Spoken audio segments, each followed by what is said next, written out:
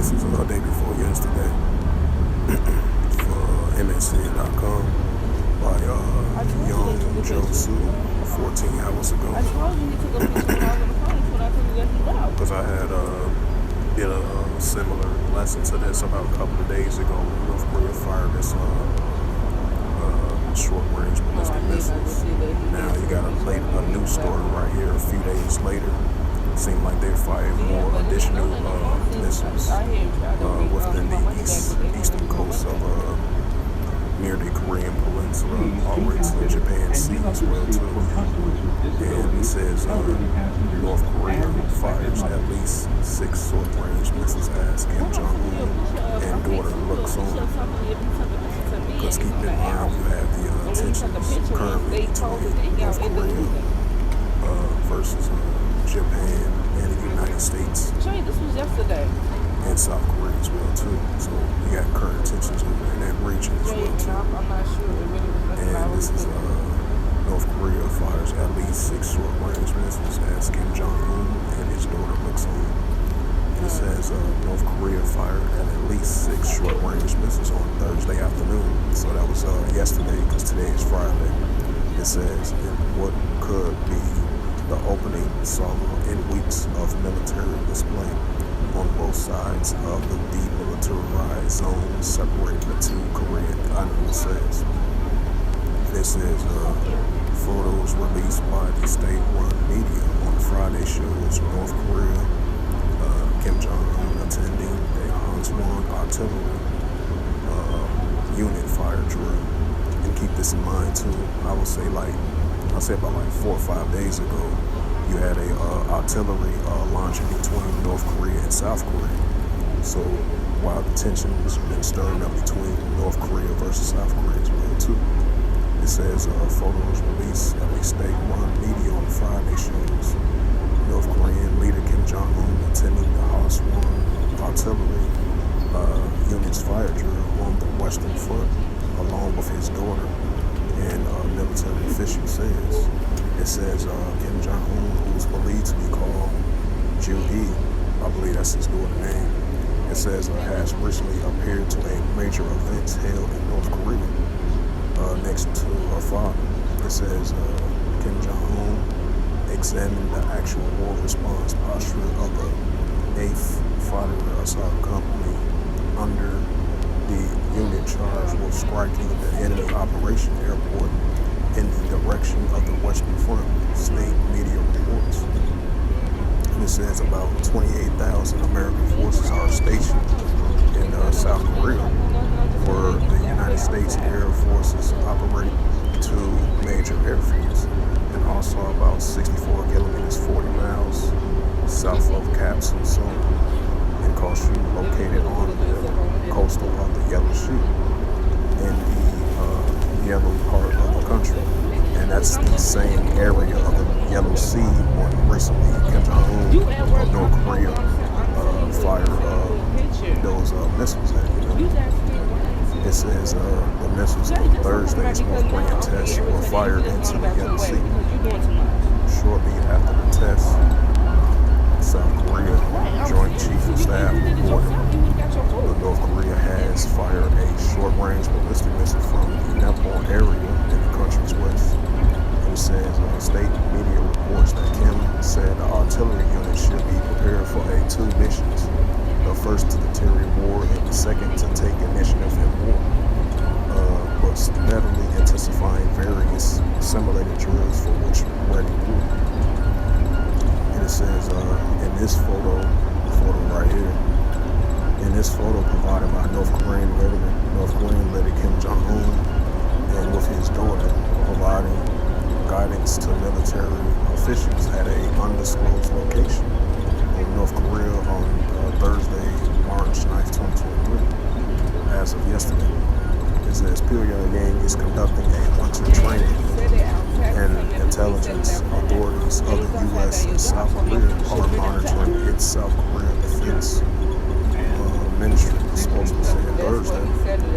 Usually training is held around until March. The ministry spokesperson Joe Hawk added on Monday the U.S. and South Korea and the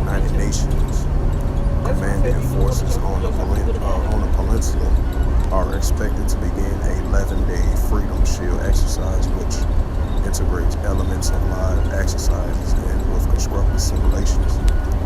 U.S. forces Korea in a statement last week. It says at the same time, field training exercise, the Warrior Shield, will take place, it said. And it says, meanwhile, the U.S. and the South Korean Air Forces have been conducting regular exercises this week. A U.S. B-52 bomber was exhorted by South Korean fighter jets as it flew South Air Defense Identification Zone, the U.S. FAA said Monday. It says the U.S.-Korea exercises are expected to be the largest of two allies to put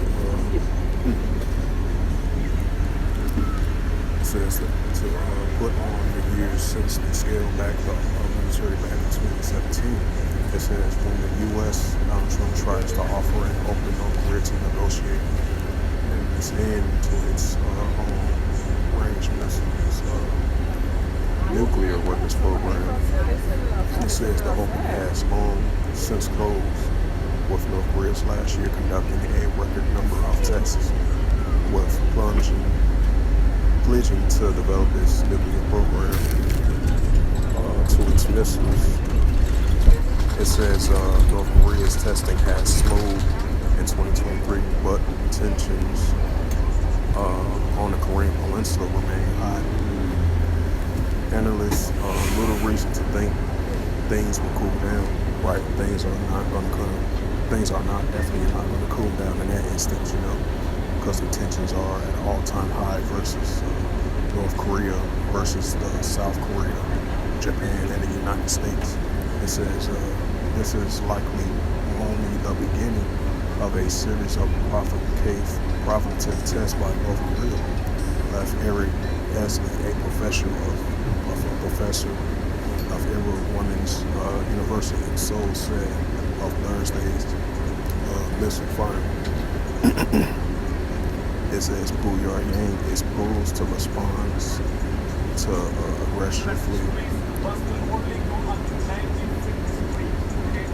aggressively to major U.S. Korean defense exercises, as well as to President Yoon upcoming summits with Japanese Prime Minister Fumio Kishida and U.S. President Joe Biden. And it says the Kim regime may order missile firings long range attempts. A spy satellite launch demonstrates a solid fluid engine, and perhaps even conduct a nuclear test, as he said.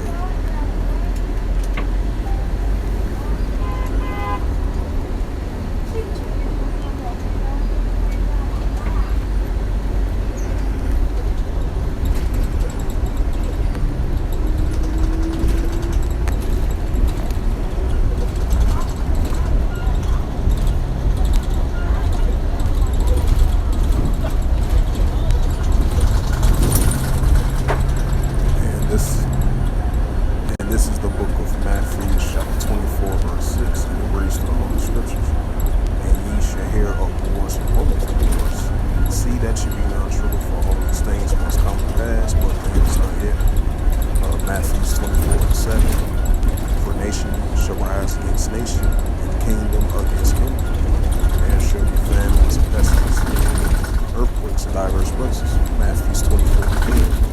All these are beginning of sorrows, right? Because these are the increasing beginning of sorrows of the nations rising up against nations, especially the tensions between North Korea versus South Korea, Japan, and the United States.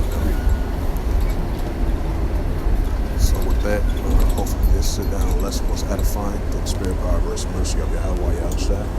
And first and foremost, I'd like to give all praises and glory and honor to Yahweh, Ba'ashem, Yahushua, Ba'ashem, Wakakadash. Double honors to the elders for preaching this word truthfully and sincerely. And shalom to the Aki, four corners of the globe, preaching the word truthfully and sincerely as well too. Until next time, I will say shalom.